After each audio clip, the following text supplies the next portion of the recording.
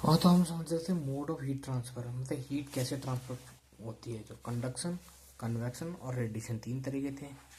तो कंडक्शन में हमने समझा था कि एटम्स का, जैसे यहाँ हीट थी तो ये एटम्स गर्म हुए। मान लो आयरन की रॉड है तो आयरन के ये एटम गर्म होंगे, फिर ये अगले वाले को डिस्टर्ब करेंगे, फिर ये अगले वाले को डिस्टर्ब करेंगे, फिर ये अगले वाले को डिस्टर्ब करेंगे। तो ये एटम का डिस्टर्बेंस होना, डिस्टर्ब होके अगले वाले को डिस्टर्ब करना, ये होता है कंडक्शन में हीट ट्रांसफर करने का तरीका। कंडक्शन में मतलब कि मूव नहीं करती वो सीधा सीधा, लेकिन एटम अपने पास वाले के एटम को डिस्टर्ब करता है, फिर आगे वाले को, और ऐसे ऐसे हीट ट्रांसफर होती है। कन्वेक्शन में क्या होता है? कन्वेक्शन में होता है कि मान लो जैसे कोई पानी है, पानी लिया हमने किसी बीकर में, उसको मैंने हीट किया, तो ये वाला जो पानी वो गर्म होगा, और गर्म होके मुझे पता है गर्म चीज़ ऊपर जाएगी, तो ये हीट गर्म होके ऊपर जाएगा। फिर जो ठंडा पानी है यहाँ ऊपर, ये नीचे इसकी जगह पाएगा, फिर ये गर्म होगा, ये ऊपर जाएगा, फिर जो और ठंडा पानी है ऊपर वो नीचे आएगा। फिर ये जो लेयर बाय लेयर, ये जो लेयर बाय लेयर पानी का गर्म होना, हीट का ट्रांसफर होना, इसे कहते हैं कन्वेक्शन। कन्वेक्शन मेथड मतलब कि लेयर बाय लेयर हीट, पानी गर्म हो रहा है एक तरीके से, ये हुआ हमारा कन्वेक्शन। अब समझते हैं रेडिएशन।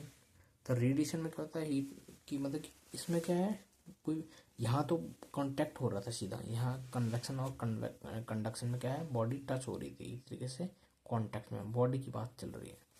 यहाँ पे भी पानी की लेयर एक ऊपर जाती है, ठंडे गर्म पानी की लेयर पर, ठंडा पानी नीचे आता है।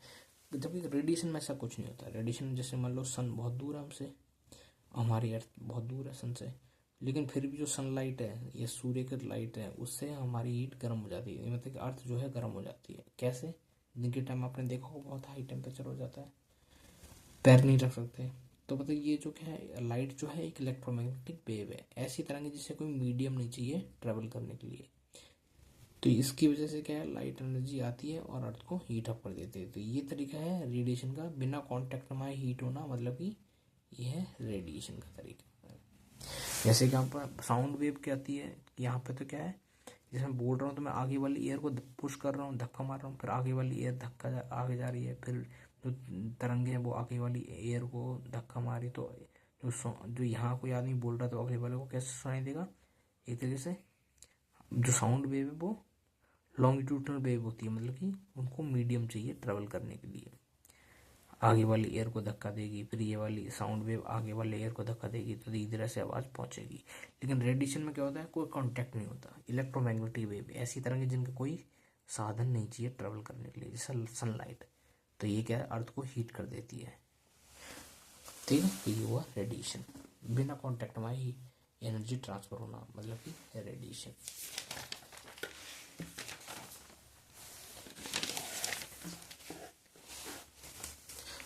अब लॉ, हीट के लॉ समझते हैं एक तरह से, थर्मल के लॉ या थर्मोडाइनमिक्स के लॉ। जीरोथ, इसमें देखो तीन चार लॉ है इसके, वो देखते हैं। पहला जीरोथ लॉ कहता है, पहले मतलब कि फर्स्ट लॉ से पहले भी आता है जीरोथ लॉ। जीरोथ लॉ कहता है अगर ए बॉडी कांटेक्ट में है बी बॉडी के, बी बॉडी कांटेक्ट में है सी के बॉडी, तो जो ए और बी का टेम्परेचर का वही, और मान लो ए और बी का टेम्परेचर बराबर है और बी और सी का टेम्परेचर बराबर है, तो मतलब ए और सी का भी आपस में बराबर ही होगा। कॉमन सी बात है, ये दोनों टच में है तो ये जिसका टेम्परेचर होगा उतना ये होगा। मतलब हीट, मान लो ये दो रूम है, एक कमरा ये है, एक कमरा ये है, इसका मान लो 10 डिग्री टेम्परेचर है, इसका मान लो 50 डिग्री टेम्परेचर है। तो क्या अगर इनको मैं कांटेक्ट में ला दूँ, धीरे धीरे क्या हीट कहाँ से कहाँ बहेगी, ज़्यादा जो गर्म है वहाँ से ठंडे की तरफ बहेगी, धीरे धीरे इसका भी 50 टेम्परेचर हो जाएगा।